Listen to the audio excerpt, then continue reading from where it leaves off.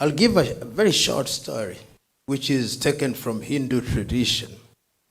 A young man who was a monk and had lived in a completely male society went to a guru and said, I have lived my life and I have decided to be celibate. And the guru told him, in order to make that decision, you must be released into the whole world, into the real world for 1 year. Then after that, you can come and tell me whether that is the path that you have chosen. So he went. And those of you who understand Hindu stories, they are gurus and they are sannyasi and sannyasins. So he went and for the first time met a girl. And he came back to the guru and said, I met another person. And when I greeted her, my body was abnormal. Then the guru said, go out and understand who she is. He came back after 1 year, he told the guru, I do not want to be celibate. And to me, armchair Pan-Africanism without being tested is not Pan-Africanism. And Pan-Africanism is not about romanticizing things that are fossilized in the past. Pan-Africanism cannot be the things we used to do. Pan-Africanism must be the things that we do which are informed by our reality and informed by interaction through other civilizations. They are beautiful things that I see from India. I want them to be incorporated. Look at the whole idea of what we now call Ubuntu. Ubuntu is, we now say it is African, but it's from the isiZulu and Isikos. But we find something, you can find something that is unique to you. So I'm never worried. The only thing is, as long as you have your true north, you know that this is for the benefit of Africa, and you are agile enough. In my other life, I'm a martial artist. And one of my teachers in terms of his martial art philosophy is Bruce Lee and his system of Tao of Jire Kunedu. At one time he's asked, if you want to be a good fighter, what must you be? He said, you must be fluid. A good fighter must be fluid, must not be rigid. It must be like water. When water gets into a cup, it takes the shape of the cup. When it gets into a bottle, it takes the shape of the bottle. It can be solid, it can be gas, but it's still water. And to me, that is what Pan-Africanism is all about. So what we must tell our young men and women is that wherever they are, they must try to live to certain ideals. And I think in many ways, when you carry yourself with dignity and humility, then your Pan-Africanism is like the piano, the black and the white creates a symphony. And those of you who are from South Africa must remember a man called Robert Mangaliso Sobukwe. Sobukwe said in 1960s, before the Sharpeville massacre, when there was the apartheid regime was at his height, he said, there is only one race, the human race. And I agree, but with different shades. And Pan-Africanism, therefore, can be infused. Your child, one of the things that I encourage people, if you have a tongue, which we call mother tongue, history has now demonstrated that you speak other tongues better when you have mastered your mother tongue. There was a situation in Africa, particularly amongst the middle class, when it was a status symbol. When you tell your colleagues, when you are Muganda, you know, my child does not speak Luganda. He only speaks English. And I'm sure in French, the same thing. So we must have that pride. Have you ever wondered, for example, why the Chinese are bringing Confucius? There is not a university, perhaps not here, but there is not a major university in Africa today where there is no Confucius Center. Why are they doing it? Because culture, cultural dominance, and we are taking it. Do we have Pan-African institutes, universities where you are teaching? They are starting to teach Yoruba, Igbo, and Hausa at the university, at the Friendship University in Russia from next year. Are we teaching Yoruba in our universities? Are we teaching Hausa? So in a nutshell, Professor, what I'm saying is that we must define what Pan-Africanism is, and it must not mean, one of the things that I find very annoying is that when an American, these foreign heads of state are visiting our countries, then we parade young boys and young girls in sisal and say that is our culture. Our culture must have changed. Unless we simply want to demonstrate this is what we used to do. But it doesn't mean that that is what we are doing now. Things have changed. So I hold the view that there is discourse for Pan-Africanism. Right now, through my own little foundation, we are beginning to found Pan-African institutes. We are founding one in Eden University in Zambia. We are founding one in Lukenya University in Kenya, and the Unity University in Hargeisa. And we are saying we want to define. We don't want to romanticize Pan-Africanism. We want to give it practical meaning. Will we make mistakes? Yes, we will. Will we be corrected? Yes, we will. 100 years from today, will it be richer? Yes, it will be. The Confucius that the Chinese are talking about, how many years did he live? Many years ago. So I hold the view that that is what we must do. Today, as I conclude answering your question, the whole idea of public lectures is dead in many universities. I remember at one time at the University of Nairobi when I was still teaching, I invited from Uganda one of the best constitutional legal minds in Africa, Professor George Kanyeihamba, to come and deliver a lecture. I had to go to classes to beg students to come and listen to him. To beg. And it happened to me again at the University of Nairobi when Wole Soyinka was at the university. I had to go running from class. I say, we'll give sodas. Which is what they used to give us when you are donating blood, you remember. Can you believe it? But you go, and you yourself are university administrator. The whole idea of public lecture is about public discourse, because an academic must know that we can disagree.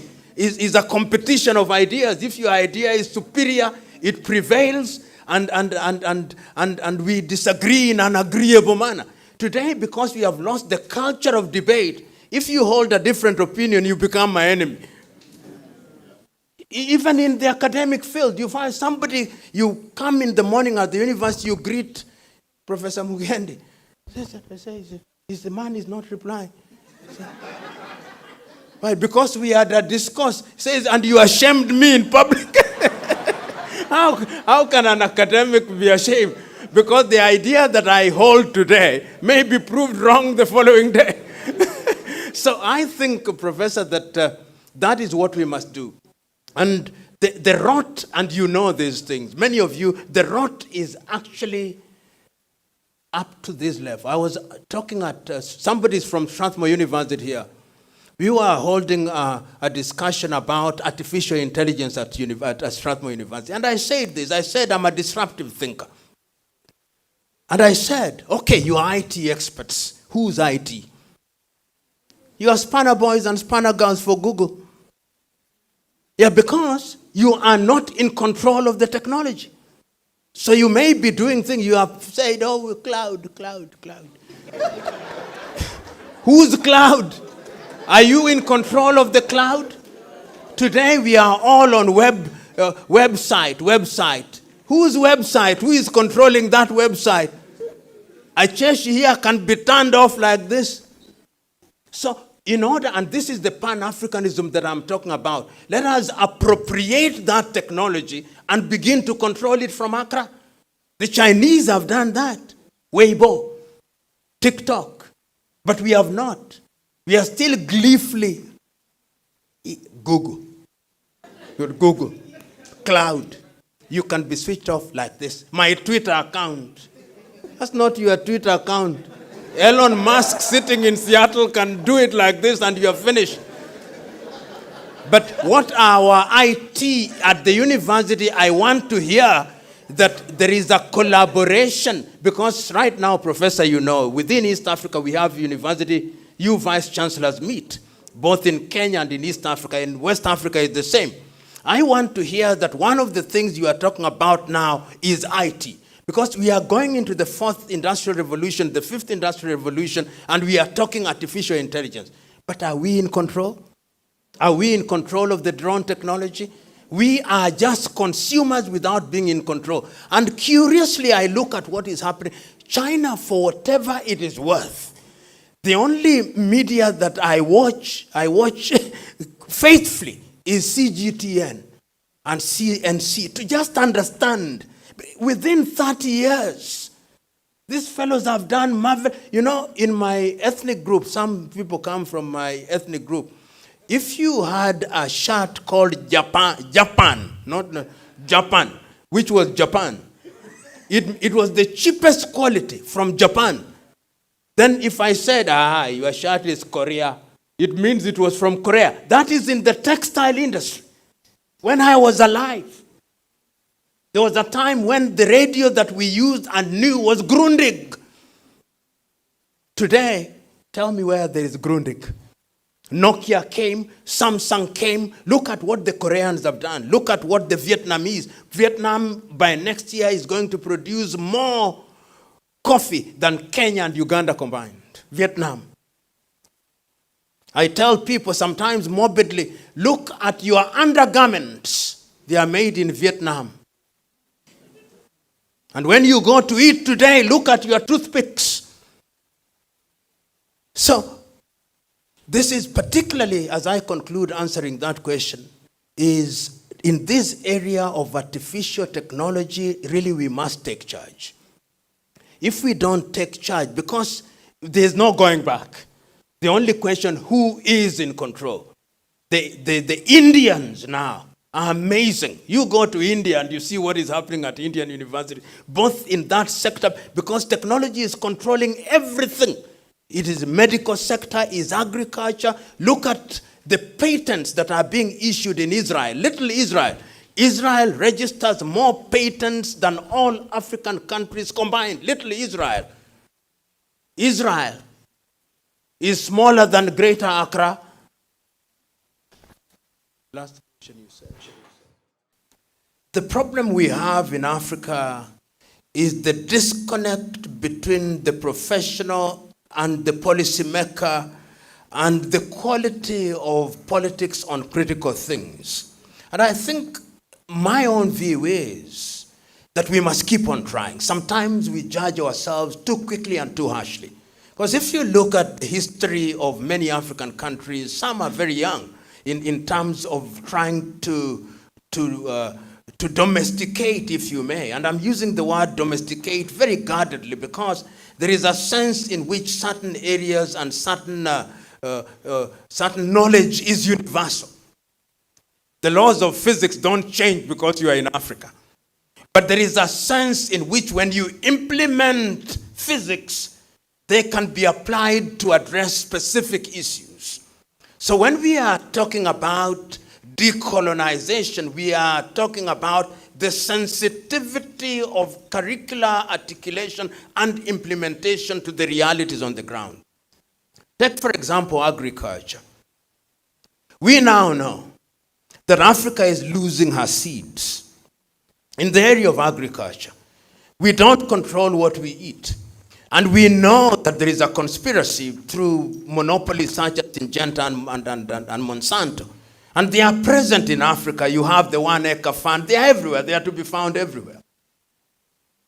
Can't we, when we are crediting our faculties of agriculture, make demands of them? That one of the things that we are not going to do is to allow genetic manipulation in a particular direction. The Russians are doing it. The Chinese are doing it to a certain extent. The Vietnamese are doing it. So that if you go to a faculty of agriculture and our research institutes, they are also informed by that reality. Right now, you know, for example, in agriculture, Norway has the largest storage or concentration of seeds in the world. As I speak now, in the next 2 years, China is going to overtake Ghana, Togo, and La Côte d'Ivoire in coffee production. Fact. I think Malaysia has already overtaken Nigeria. So I'm saying that in those specific areas, it is you, the academics.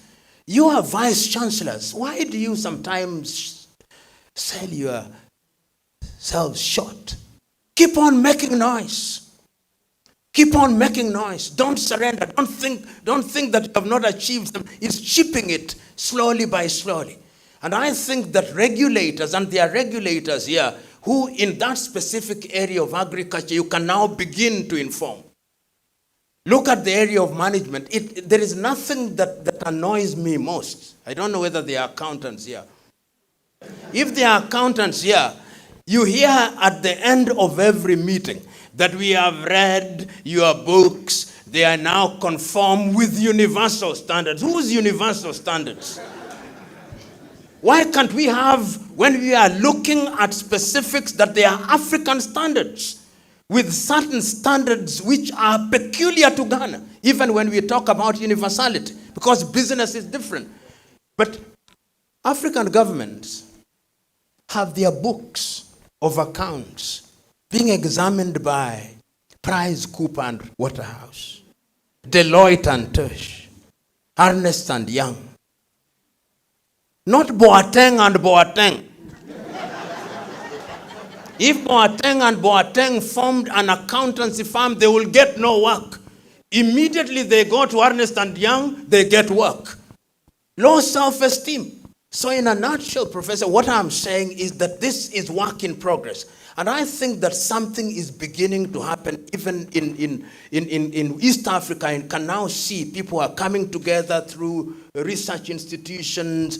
And what we must do is to finance this thing. Part of our problem is financing. You remember, for example, in the health sector, in 2001 in Abuja, African countries say we are going to spend at least 5% of our budgets, not GDP, budget,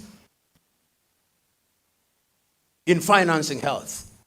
Which countries ever did it? Rwanda and Mauritius and Botswana at 3%. The rest, they don't even pay. So how are academics going to engage in research? In many of your universities now, I was talking to a Nigerian professor just after the ASU strikes, for example. They lost 600 medical personnel. 600. As freshly baked graduates going into Australia and Canada, after you've trained them, they just walk into the theater there and begin work. Meanwhile, maternal mortality is alive and well. All the diseases that we thought we had eliminated are coming back. So, Professor, I think it's not going to be easy because, number one, because of the quality of politicians we elect. Yeah, that is, our problem is actually that. I was listening yesterday just this morning, to a Chinese official. And I know I said we can never catch up. The man is talking about the games, the Asian games that I think are commencing next week. There are 44 facilities. And they are thinking how those facilities are going to be utilized after the games are over. And they are thinking about linking them to institutions for sustainability. I want you for 2 seconds to think about own African country, what we do with them. What we do with those facilities? Zero. Very few, except in South Africa. In certain areas, South Africa tries to do a good job. Mauritius tries to do a good job. A few African countries. Rwanda is doing a very good job with their basketball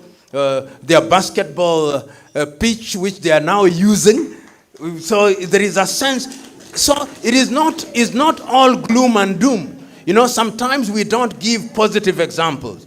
Those of you who are from South Africa, for example, will remember that South African institutions are the ones that are doing better than everybody else because they had a firm foundation. And there is something I forgot to mention. I'm overextending my answer. But education is so important. How many of you remember, for example, the 1976 Soweto massacres? It was about education. How do you train people? In what language? The Cameroon massacres about the use of English and the use of French. So it can't be done, Professor. And I now, as I grow older, in my younger days, I used to misguide myself that everything would happen in my lifetime. I now know better. I now know that mine is to play my part. And once you play your part, that is the best you can do. And the other thing we must do as Africans is to document. We don't document things. So that your good ideas, they just disappear. But these fellows, these other civilizations, what they have done very well is documentation. The mortality rate of journals in African universities is without comparison. If a journal survives for 3 years, then you hold a party. Thank you very much.